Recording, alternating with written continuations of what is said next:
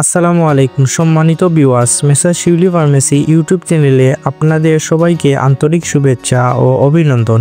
আশা করছি আপনিও আপনারা সবাই ভালো আছেন, সুস্থ আছেন।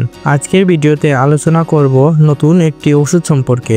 এই ওষুধের উপাদান সমূহ, ব্যবহার বিধি ও মাত্রা, কার্যকারিতা, পার্শ্ব প্রতিক্রিয়া, কোন কোন অবস্থায় ব্যবহার করা যাবে বা কোন কোন অবস্থায় ব্যবহার করা যাবে না, সংরক্ষণ পদ্ধতি, বাজারজাতকরণ কোম্পানি এবং বর্তমান বাজার মূল্য কত তা নিয়ে। সম্মানিত ভিউয়ার্স, এই ওষুধটির নাম হচ্ছে নাপা এক্সটেন্ড ট্যাবলেট। এই ট্যাবলেটের উপাদানের মধ্যে রয়েছে প্যারাসিটামল 665 মিলিগ্রাম। এই ওষুধটি প্রস্তুত ও তৈরি করে সুন্দর করে সাজিয়ে বাজারে নিয়ে এসেছে বেক্সিমকো ফার্মাসিউটিক্যাল লিমিটেড।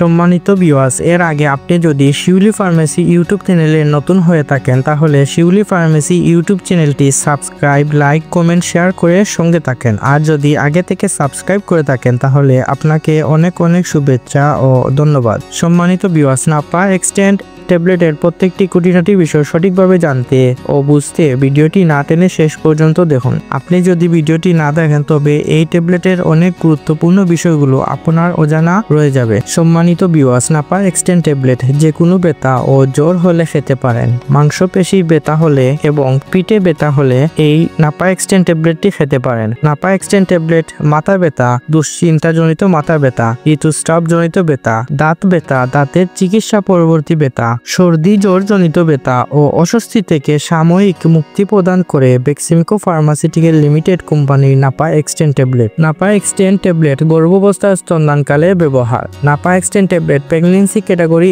এ। গর্ভাবস্থায় স্তনদানকালেও এই নাপা এক্সটেন্ড ট্যাবলেটটি খাওয়া যেতে পারে, তবে ভালো হবে চিকিৎসকের পরামর্শ অনুযায়ী ব্যবহার করলে। নাপা এক্সটেন্ড ট্যাবলেটের মাত্রা ও সেবনবিধি। প্রাপ্তবয়স্ক 12 বছরের ঊর্ধ্বে একটি ট্যাবলেট দিনে 3 বার খাবারের পর খাবেন এবং জটিলতা বেশি দেখা দিলে 2টি ট্যাবলেট দিনে 3 বার খেতে পারেন। নাপা এক্সটেন্ড ট্যাবলেট শিশুদের ক্ষেত্রে ব্যবহার।